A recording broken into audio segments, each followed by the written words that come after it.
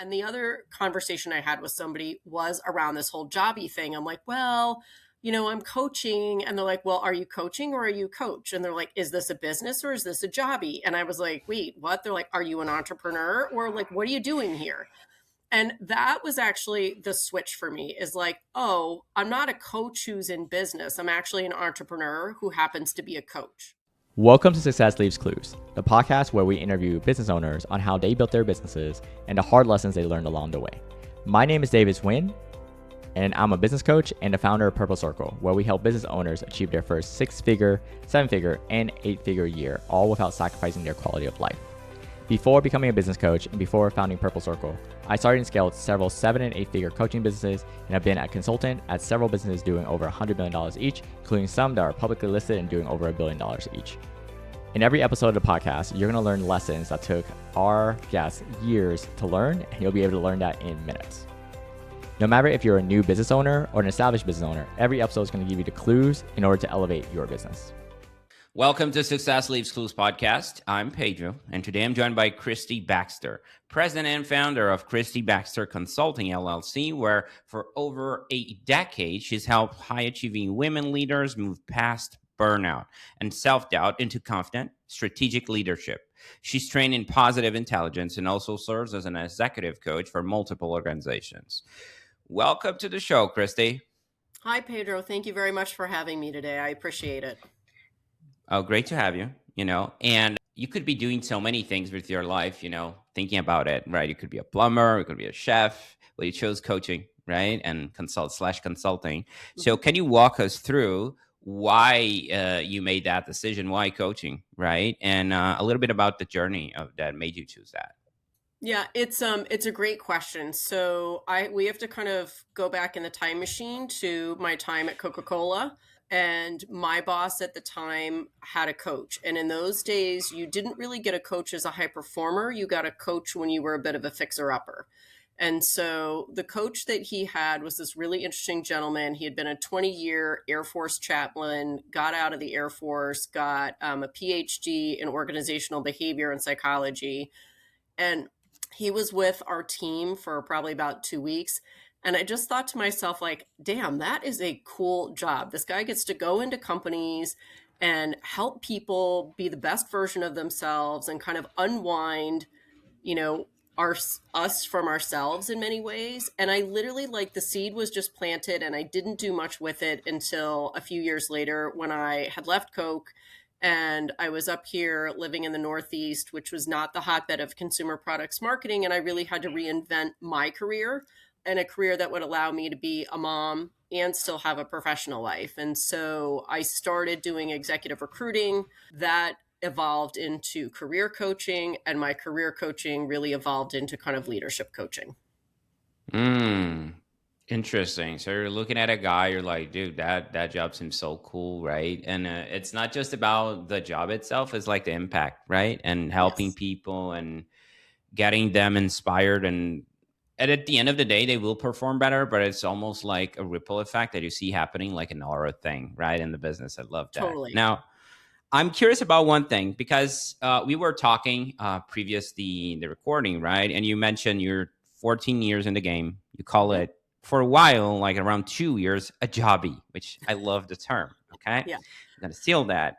But I want to understand the shift, that actually the leap of faith that made a difference when you're like, okay, wait a minute. It's not just about, this doesn't feel like helping people or even a calling or a jobby. This is a real business I'm building around this, right? So can you walk us through it first, if that was scary, right? And what made you go all in?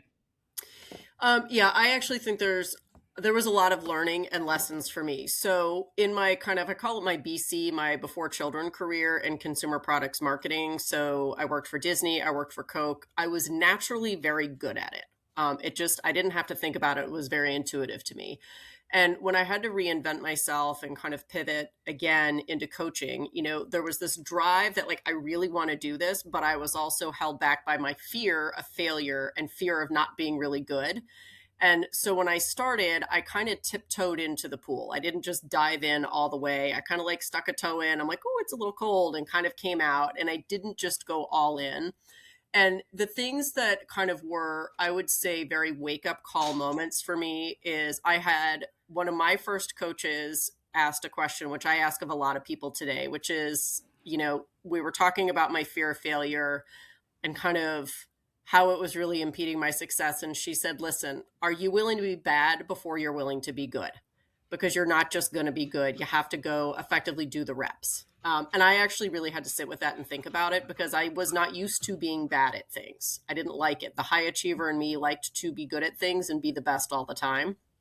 And so I really had to figure out whether this was going to be a worthwhile journey for me. And the pull to do it, have the lifestyle I have, and have the impact on people, eventually won out, but it was really scary. And the other conversation I had with somebody was around this whole jobby thing. I'm like, well, I'm coaching. And they're like, well, are you coaching or are you coach? And they're like, is this a business or is this a jobby? And I was like, wait, what? They're like, are you an entrepreneur or like, what are you doing here? And that was actually the switch for me is like, oh, I'm not a coach who's in business. I'm actually an entrepreneur who happens to be a coach. So if I want to be successful, I have to treat this like a business. Like I just happen to be selling coaching services. And so processes, procedures, kind of some of the basic business stuff that is not fun, sexy, or exciting, like I really had to think about. So I was parallel pathing now becoming a better coach. Coaching, we are constantly evolving, educating ourselves, putting tools in our toolbox, but also really setting up business systems to be successful. And that was the switch for me that really changed it. We have a saying here in Brazil, which is there is no half pregnant lady, right? It's either Yeah. you are or you're not. There is no in between. But I love that because you're testing waters. You're still feeling like is this a real thing, right? That is totally natural, especially in the early days. Now, I want to go back in time a little bit since you mentioned already a time machine, and I love time machines. Okay, 14 years in the game. 12 treating as a real thing, right? A full-time job. I wouldn't call it job a full-time thing. And there is an evolution of who you serve, who you attract, right? From day one to who you serve now, right? So can you walk us through that evolution of your ideal client profile, right? Because in the early days of coaching, sometimes we're trying to help everyone. Yeah, I can help you. But eventually we sharpen the blade. We attract a certain type of people and we know we can help them best. So please, can you enlighten us on that journey? Yeah. So when I started, I came into coaching, like my entryway into coaching was through career advisory. So I had been doing executive recruiting. So the things I helped a lot of people with in early days was career transition. So my ICA was really somebody in career transition, whether they had been riffed out from an organization, so reorged out, or whether they came to a point, which a lot of people get to midlife, which is like, listen, I don't actually know what I want to do when I grow up, but it's not what I've been doing for the last 20 years. And I have no idea where to go. It's almost like we're paralyzed.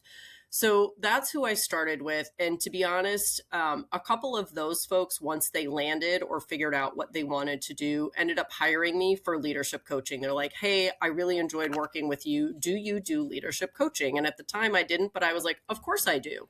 And I went and I got myself educated in leadership coaching very, very quickly because I had been a leader. I was a very natural leader all my life. And so it felt very on target for me and felt very aligned.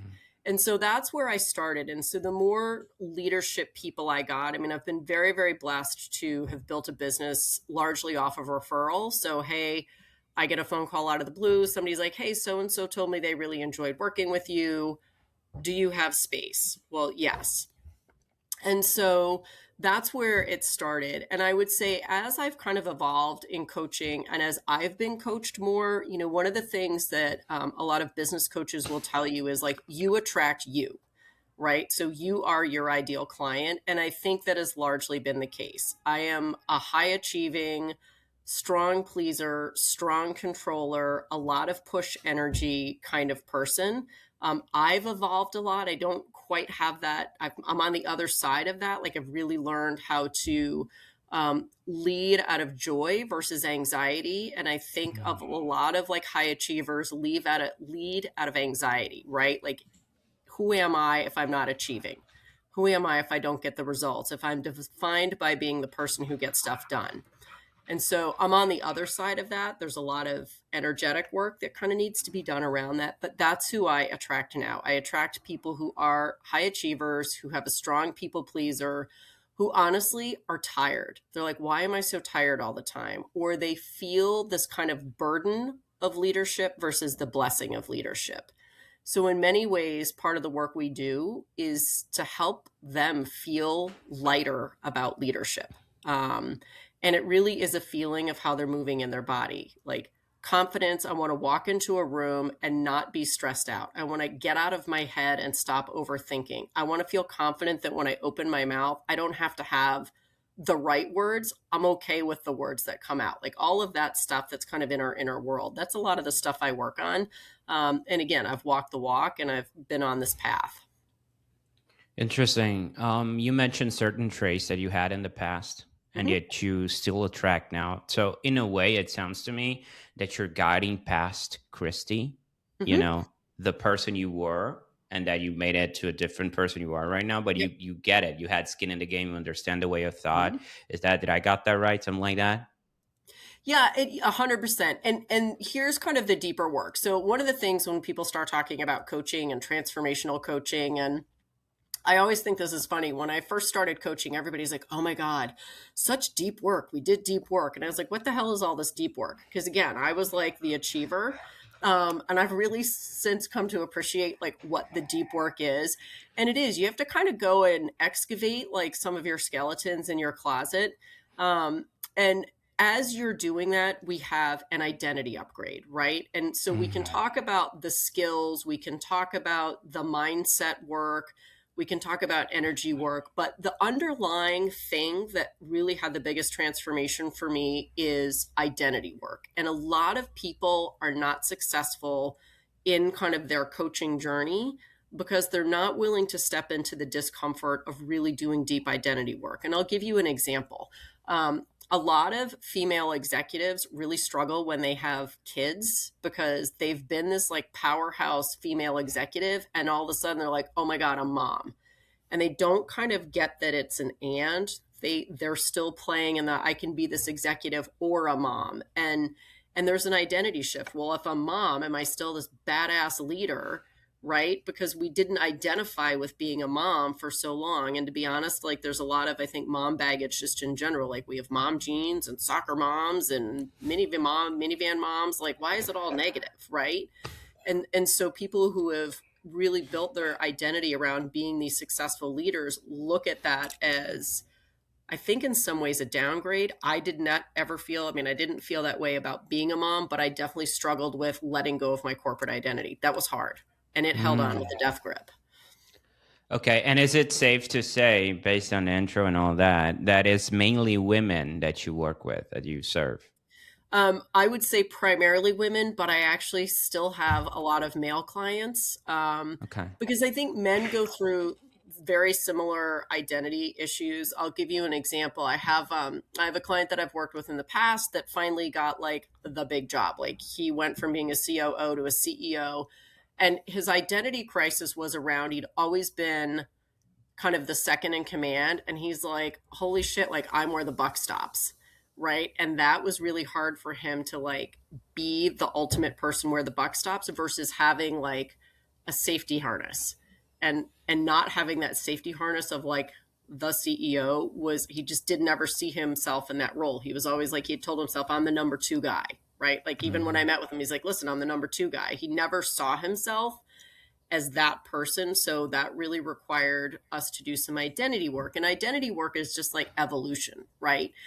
We have to kind of decide what parts of our identity we want to keep and what parts in many ways we've outgrown or that will no longer serve us in kind of the next evolution of ourselves. And then kind of, it's like gardening. It's just like doing some very strategic pruning of the parts that no longer serve us and continue to grow the parts that we need to grow into. Okay. So a little bit of a game of pretend here. Okay. Let's pretend I'm your avatar. I'm well, not me, right? My long distance cousin called Pedra. I want to hit the bread and butter here. So Okay. Pedra is a high achiever. Okay. Yep. She's spinning her wheels, burning out, doesn't know what's not connecting. She's unsure of what's next and all of that. And she's a leader. Okay. Yep. So first of all, how would be Pedra able to find you, right? Yep. Marketing wise. Well, Pedra can go to LinkedIn at Kristi Baxter. She can go to Instagram at Kristi Baxter 9. She can go to TikTok at Kristi Baxter 9. Or she can reach out to me very simply, kb at kristibaxter.com, or go to my website, kristibaxter.com. And that's Kristi with a K, RISTIBAXTER.com, and find me. Any one of those, she can find me. I'm not that hard to access. Okay. So let's say she did that. She went through your LinkedIn, your TikTok, your website, or even was referred to work with you, right? That also counts.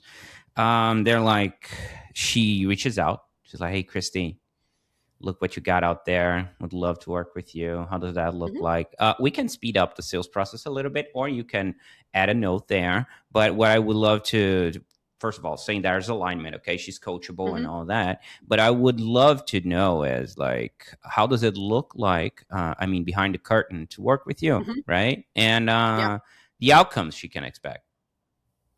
Yeah, so pretty simplistically, I always start with kind of assessments so I can understand somebody's operating system. So I have a number of different assessments I use. They're not particularly onerous, but they help me understand your inner domain, right? So Pedra's inner domain. So how strong is her judge? Does she have a strong achiever or controller or hypervigilant? There's this little cast of 9 characters that we have that kind of are playing in our inner domain and really impact how we experience the world.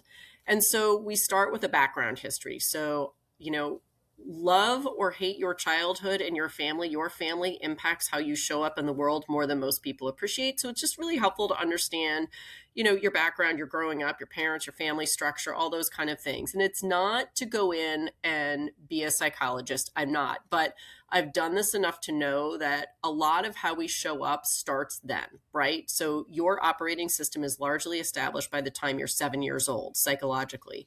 And a lot of the things that any of us have, like an achiever, a controller, were really coping mechanisms as a child, coming from the innocence of a child. So I just want to understand that. We do the assessments. We kind of, every assessment is unique and it doesn't land for everybody. So we just kind of pull the threads so that I really have an understanding of how they're moving through the world.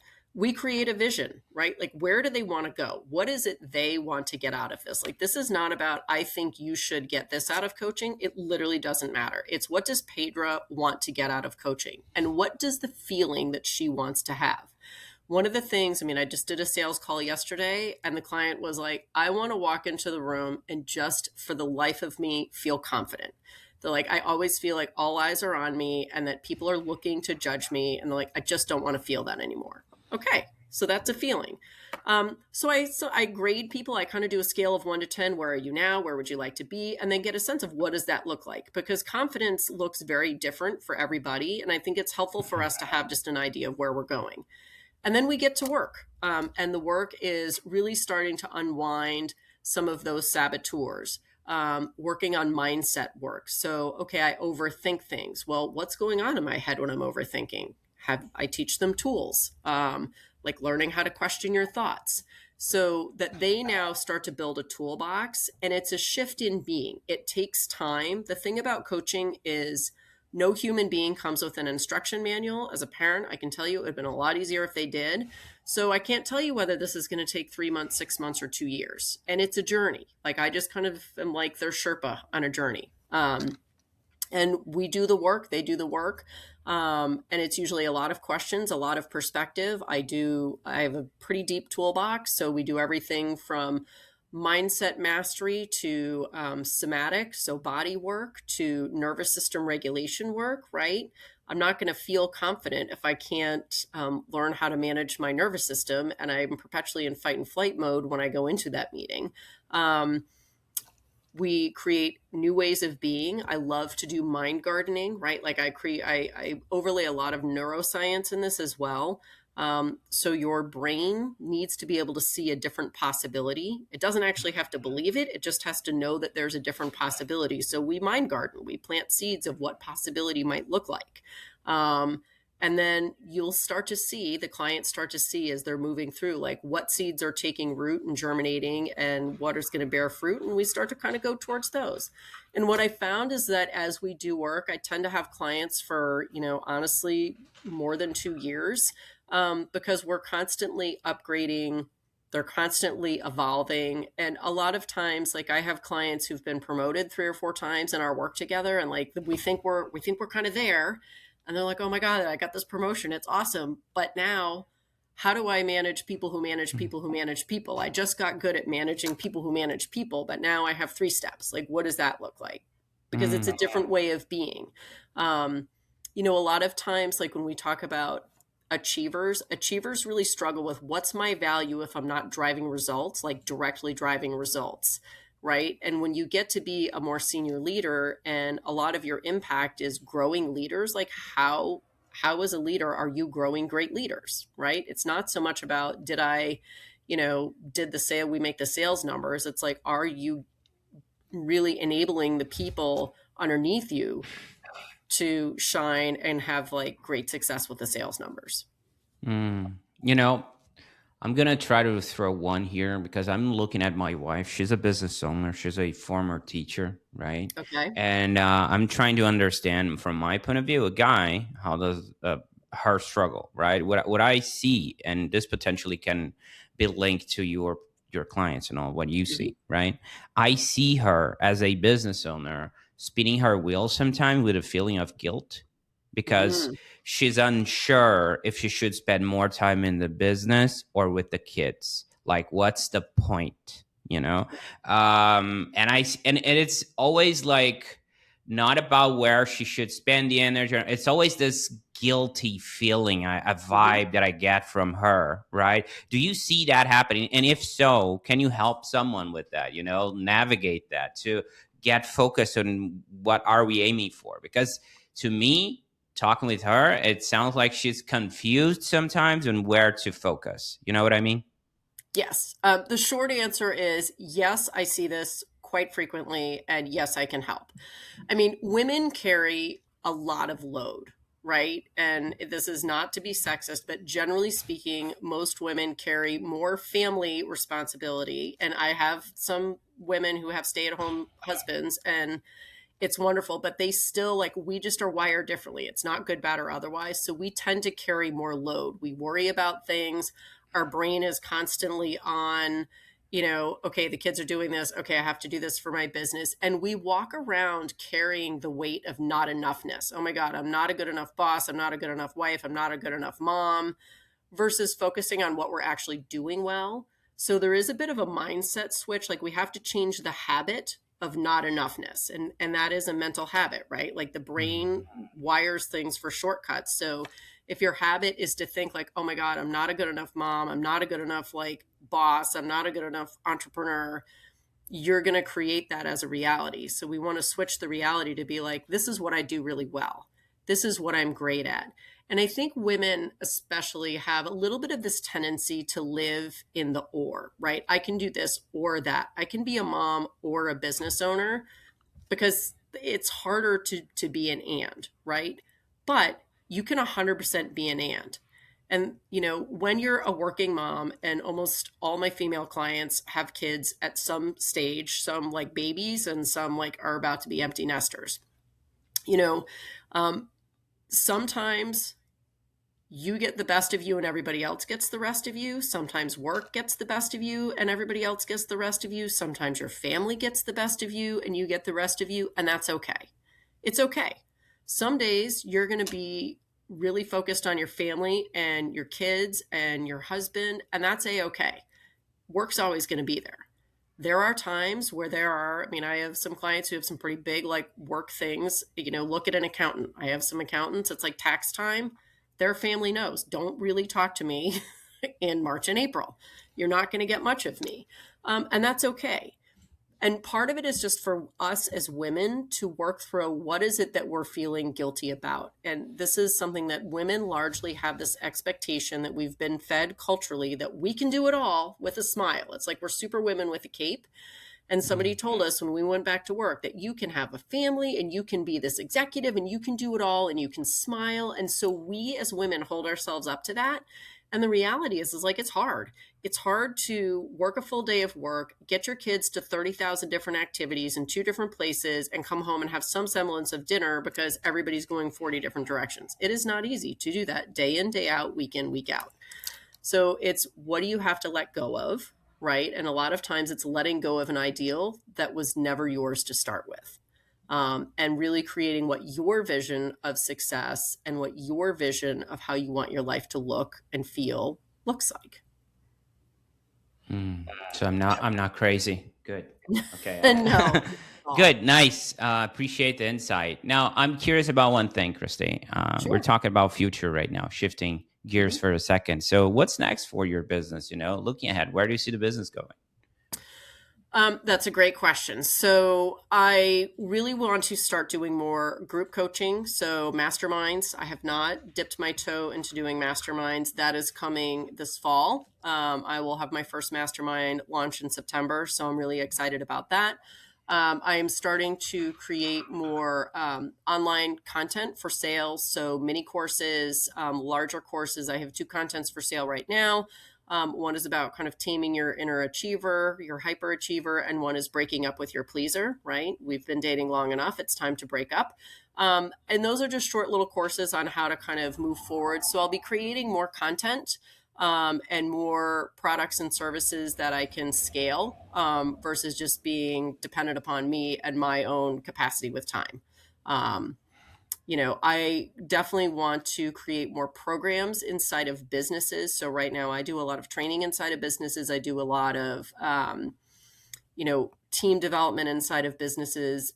And I would like to be able to create content so that I can train people to kind of basically feed themselves, right? So if you give a man a fish, they eat for a day. If you teach them how to fish, they fish for a lifetime. And I'd really like to be able to kind of teach companies how to actually fish for themselves in a way that I have known to be successful. So exciting. That's the future. A lot on my plate. Yeah, Mastermind September, a launch and all that. That is super cool. Gets me excited. Now, whenever we're aiming towards something new, right? Always something we're improving right now. So what are you currently trying to tighten up in your business? I would say my online presence. So, I think one of the things for a lot of coaches, myself included, is that I did not start coaching so I can be a content creator. In fact, when I started coaching, there really wasn't this thing called content. There was LinkedIn, which is largely more where we connected versus more where we put out content. And so one of the things I've been a little reticent to step into is this whole notion of content creation. And I've really come much like, you have to learn to be bad before you can be good. I'm reliving that lesson of just stepping into the discomfort of being online, being seen, having opinions, knowing that people aren't going to agree with my opinions, and that's okay. So that's really my edge right now, is that kind of content creation to be more visible online. I've been very quiet on Instagram and TikTok. I certainly have a presence on LinkedIn. In all honesty, I feel like everybody on LinkedIn is just like super well behaved and it's kind of tiring. So, right. So I'm really trying to put a little bit more effort into some other platforms so I can be a little more unfiltered, to be honest. Okay. Now, you mentioned a time machine at the start, and I would love for us to hop on sci-fi territory real quick. Okay. Okay. Let's have a first stop that we can go back 14 years ago. Okay. When you opened shop, you started your business. If you had the opportunity to give yourself one piece of business advice that you wish you knew back then that you know now, what would that be? Be okay with failure and be okay being uncomfortable. Really. I mean, that I think is one of the biggest things is, for me, it was learning that failure is okay. And it just is a data point to learn and redirect or keep going. versus making it about me. And that is kind of the strong hyperachiever. If your entire identity is built on getting results and you don't get results, that's kind of that is an identity crisis. So I think that's one piece. And it didn't feel comfortable to not be good. And so for me, I would love to tell myself that, like, you have to go through this. It's what I tell tons of clients all the time. Like, there's no way around it. You're going to have to just wade through the discomfort and be okay being uncomfortable, even though everything in your body might be telling you no, right? As human beings, we actively avoid discomfort. And so to know that it'll be okay, and you have to do the reps to get to the other side. Okay. Now, second stop, you can go back in time in those 14 years. You can pick a point in time. Mm-hmm. And the idea here is a top of mind moment that you're like felt the most fulfilled in the entire journey. Something like you're looking back at that moment, you're like, oh, this is why I started this, you know? What would that be? I think it is the first time I had a client who had like a really big just breakthrough, and they came onto a call, and I will talk a lot of times about like not gaffing or not giving a shit, right? Like I call it kind of give a shit status. And I remember this actually comes from a client, and she's like, we'd worked together for quite a while. She had a lot of stuff in her head, and that's okay. We all do, no judgment. And she got on the call and she's like, oh my God, I did it. She's like, I literally walked into this meeting that normally like causes me near anxiety attacks. And she's like, I literally just didn't give a shit. And she's like, it was the greatest feeling ever. She goes, it was fun. It was enjoyable. She's like, this is what it's like. Like, this is what it can be like.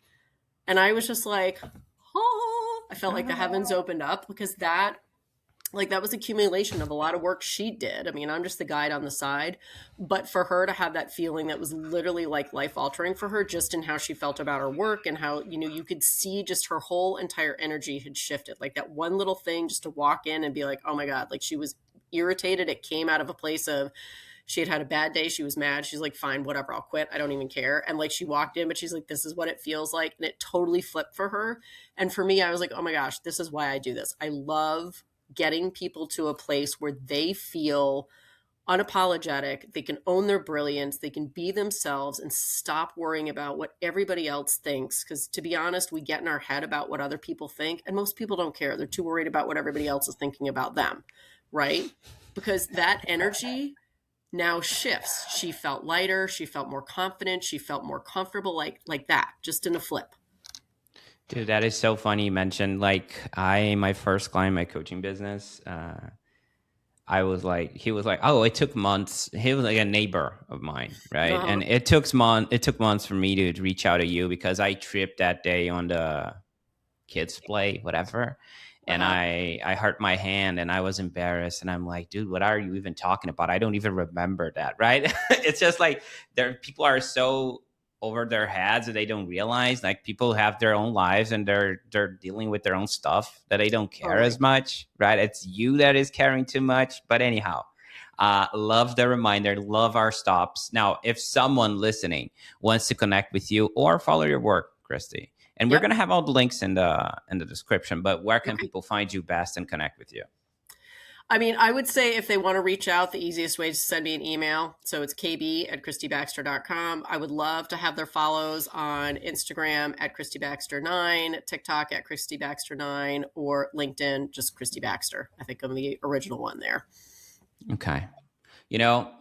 I gotta highlight some golden nuggets from today. Okay, so bear with me. Let's go back to the origin story first, when we were talking about that cool coach that had a cool job, and you're like, wow, I want to do that one day.